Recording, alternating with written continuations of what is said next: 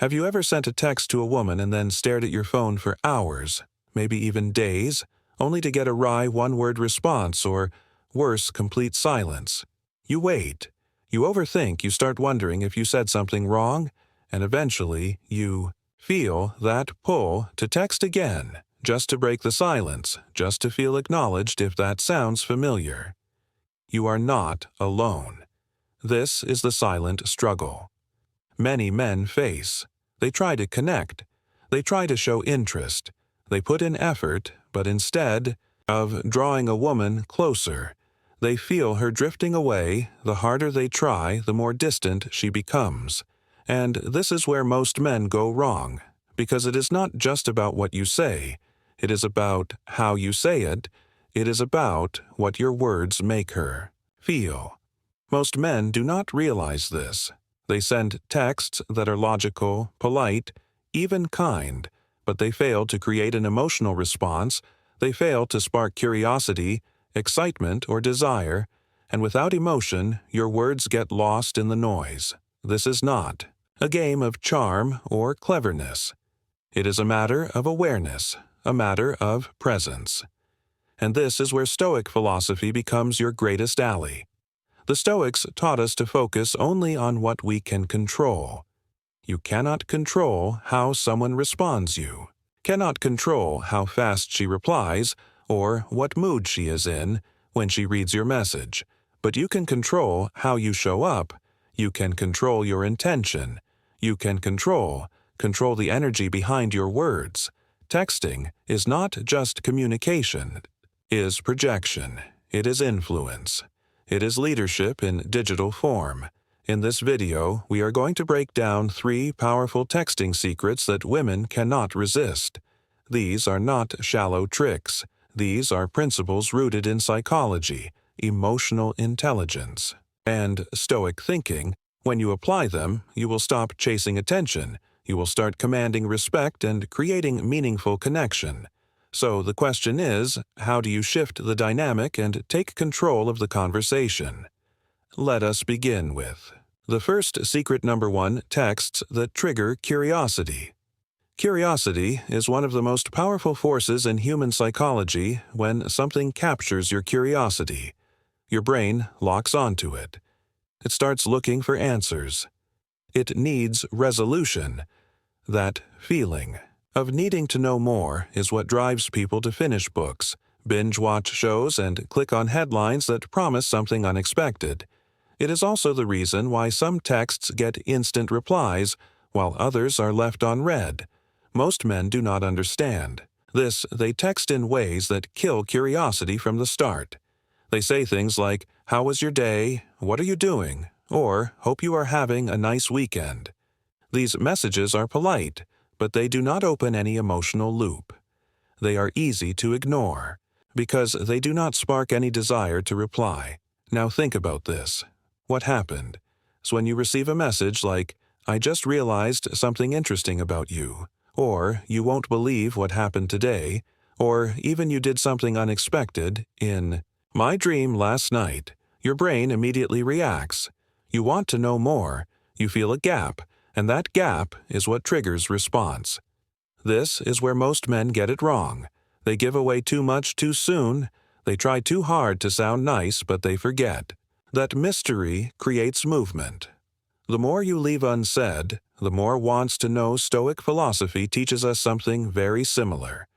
Marcus Aurelius said, "If it is not necessary, do not say it." That means you do not need to explain everything.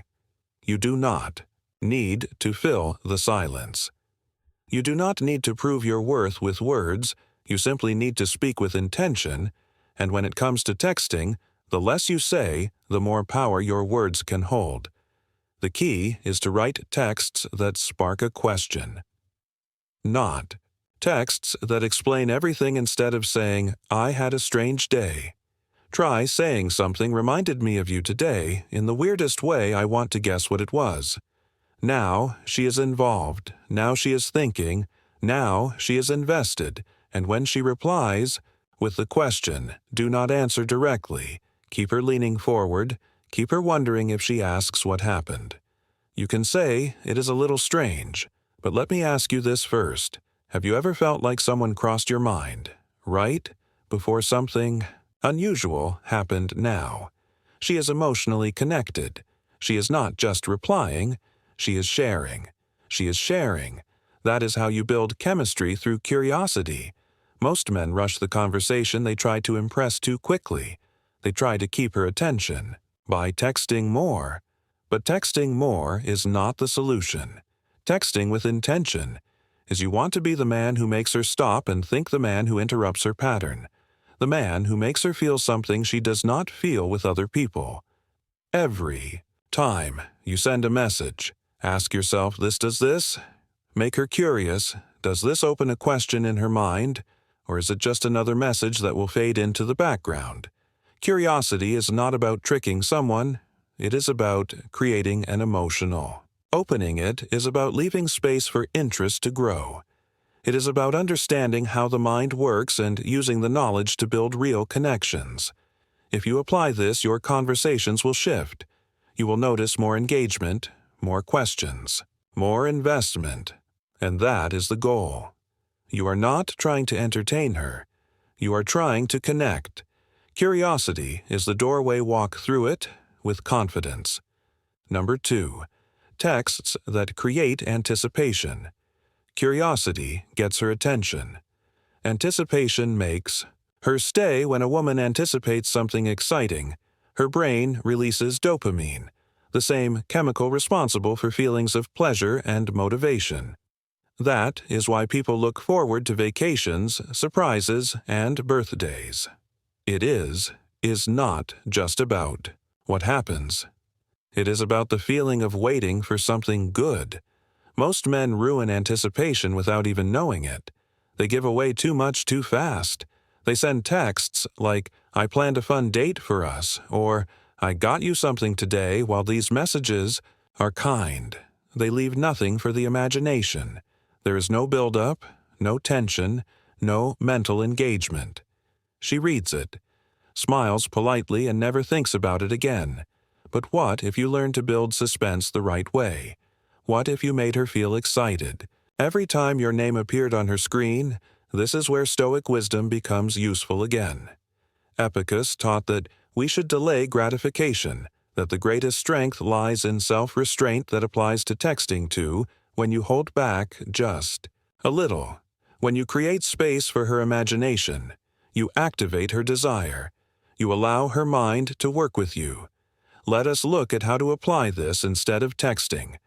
I got you something today. Say, I saw something that reminded me of you.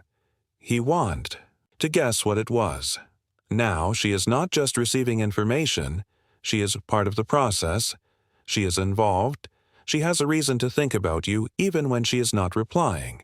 If you want to build anticipation, speak with direction, but never with full disclosure. Instead of, "I have something to tell you," say, "If I told you what I just realized about you, you would not believe me. Want to hear it." That kind of message makes her mind race. It makes her wonder. It makes her wait for the answer. The most important part of anticipation is this. You do not give everything away, even when she asks you, tease you. Lead. You maintain control of the pace. If she says, "Tell me," you say, "I could." But where's the fun in that? Take a wild guess first. This makes the interaction playful, dynamic, and memorable. Men who master this understand a deep truth. People remember how you make them feel. If your texts make her feel predictable, she might like you, but she will not chase you. If your texts make her feel excitement, tension, and curiosity, she will start to crave your presence. That is the difference between someone who gets replies and someone who gets ignored. It is not just about words. It is about timing, delivery, and emotional impact. You want her checking her phone. You want her wondering what you will say next. You want her invested before you even share the full story. The Stoics understood human emotion. They never said ignore it. They said control it, guide it, shape it with wisdom. That is what you are doing here. You are guiding her emotion with intention. You are shaping her experience through your presence. Think of it this way. You are not just texting, you are telling a story, and every good story has a setup, a pause, and a reveal. If you jump straight to the end, there is no thrill, but if you create space, delay the climax, and let her imagination run wild, you create emotional gravity. She feels pulled toward you without you chasing her. This is not manipulation. This is awareness. You are learning how to communicate like a man who understands psychology and emotion. Like a man who knows his value, like a man who does not need to impress quickly because he knows the power of patience. If you apply this, you will feel the shift. Your words will have weight. Your presence will create impact. And she will not just respond, she will look forward to your next message. Number 3. Compliments that actually work. Most men believe that giving a woman a compliment will instantly make her like them. But that is not how attraction works. Compliments are powerful, but only when they are given with intention, awareness, and authenticity. Most compliments fail because they are too shallow, too common, or too desperate. Telling a woman she is beautiful might sound kind, but if she hears it all the time, it loses meaning. It becomes noise.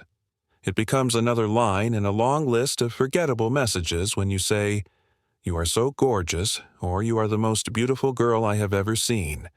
It does not hit her deeply. It feels generic. It feels lazy. And worst of all, it makes you sound like every other guy. Now let us think differently. Let us think like a Stoic Seneca taught that we must praise not what is common, but what is rare. And what is rare in a woman is not her beauty. It is her mindset, her perspective, her presence. When you compliment something deeper than her looks, you separate yourself from every man who only sees the surface. Here is how to do it. Focus on her character. Focus on the way she thinks, the way she carries herself, the way she makes people feel. Tell her, "I love the way you see the world." Most people do not think the way you do, or say something like, "You have a calm presence." It is rare to find someone who makes others feel at ease without even trying these compliments.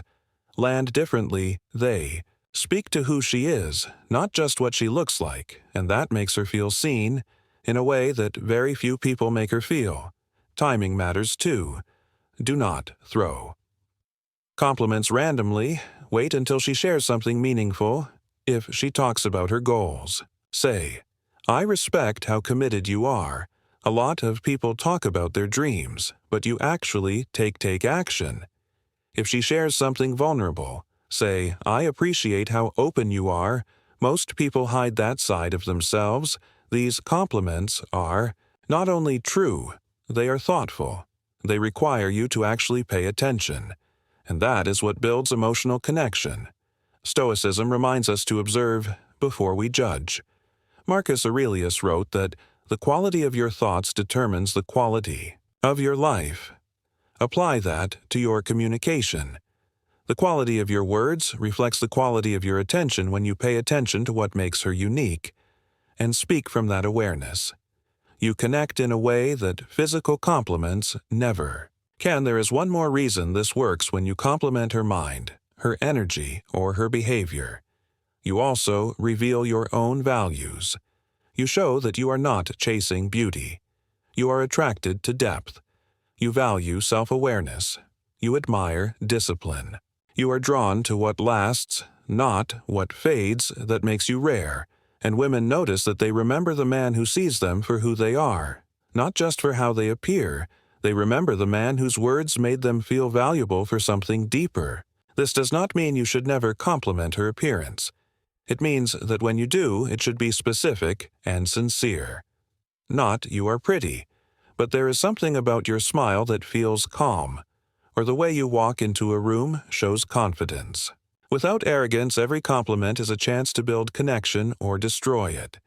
Most men use compliments to seek approval, but the wise man uses compliments to reflect understanding.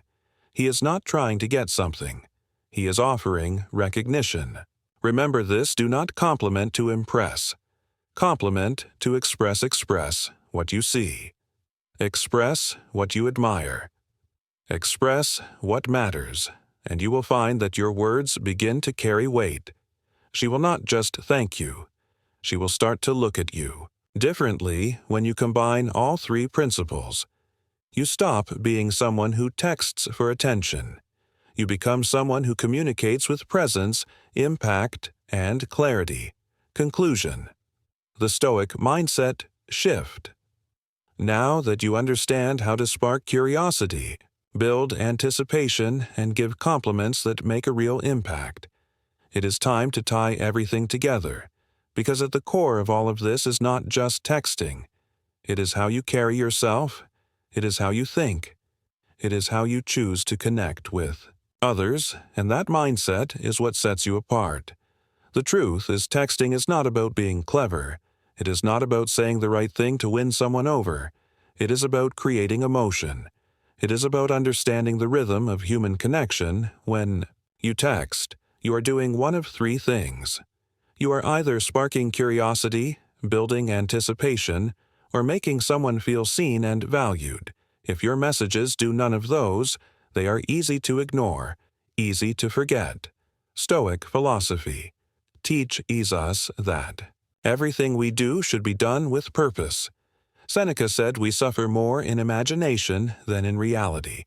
That means the anxiety you feel after being ignored is often caused by your own mind. Not the message itself, but when you learn to approach communication with intention, that anxiety fades. You stop overthinking. You start acting from clarity. Let us review what you have learned first. Trigger. Curiosity. Do not give all the details. Leave gaps. Ask questions that create emotional hooks. Let her mind stay active. Let her lean in. Second, build. Anticipation. Do not rush to reveal everything. Create open loops. Make her guess. Make her feel the tension of not knowing. That is what builds desire. Third, give genuine compliments. Not about looks, but about mindset, character, and energy. Compliment what makes her unique. Show her that you notice what others miss. That is what builds emotional depth. These are not tricks. These are principles. They work because they reflect a deeper truth that women do not want more words. They want more presence. They want to feel something when they read your message. They want to be surprised, challenged, seen, and understood. And you have the ability to do that not by trying harder, but by thinking clearer, by texting with presence, by acting from a place of calm confidence, not desperate approval, seeking. You are not here to chase anyone. You are here to connect with intention. You are here to practice awareness. You are here to communicate like a man who respects himself enough to be honest, measured, and powerful in every interaction from this point. On every message you send should serve one of three purposes. Make her curious. Make her excited. Make her feel appreciated. That is the new standard. That is the Stoic approach to texting, because the man who texts with clarity does not worry about being ignored. He does not count the minutes after he sends a message. He does not spiral into self-doubt. He knows who he is. He knows what he offers, and if someone does not respond, he does not chase. He reflects. He adapts. He moves forward. That is the power of a Stoic mindset. It gives you peace where others feel panic. It gives you control where others feel chaos, and it gives you presence in a world full of noise. Texting is not a game. It is a skill, and when done well, it can build trust, attraction, and emotional connection, but only if you approach it with awareness, with discipline, with self-respect. Start practicing today. Do not wait for the perfect moment. Do not wait for someone else to change. You are the one. In control, you are the one who gets to choose how you show up. And if you do this right, you will never feel ignored again. You will not need to, because now you are not just sending messages. You are creating impact. Closing remarks. What you have just learned is not just a texting strategy. It is a reflection of how you show up in your life. It is a mirror of your mindset, your values, and the way you choose to carry yourself in every interaction. because communication is never just about words, it is about presence, and presence comes from within. Too many men operate from a place of reactivity. They send a text and wait. They overanalyze the delay. They start second-guessing their worth based on whether or not they get a reply, but that is not strength, that is not clarity, and that is not how a Stoic man moves. From now on, you do not communicate to impress. You communicate to express, to lead, to embody. You do not throw words out hoping for approval. You choose your words carefully, intentionally, with awareness of how they reflect who you are. This is what it means to apply Stoicism in modern life. It is not about shutting down emotions. It is about earning them, guiding them, holding space for them without letting them rule. You, Marcus Aurelius, did not teach us to withdraw from life. He taught us to engage with life from a deeper place. He said, "Waste no more time, arguing what a good man should be. Be one that applies here with every message you send." You are either reinforcing your values or abandoning them. You are either leading the conversation or reacting to it. You are either building connection or begging for validation. There is no in-between. So here is your challenge before you send your next message. Pause. Ask yourself, does this reflect the man I am becoming? Does this message serve a purpose? Does it spark curiosity, build anticipation, or make her feel genuinely seen? If it does not, rewrite it. Refocus. Speak from clarity, not from craving. Reset your standard. Because you are not here to play small. You are not here to be light. You are here to walk in your values. You are here to show up with quiet strength, not loud insecurity. And when you do, something shifts, the energy of your conversations changes.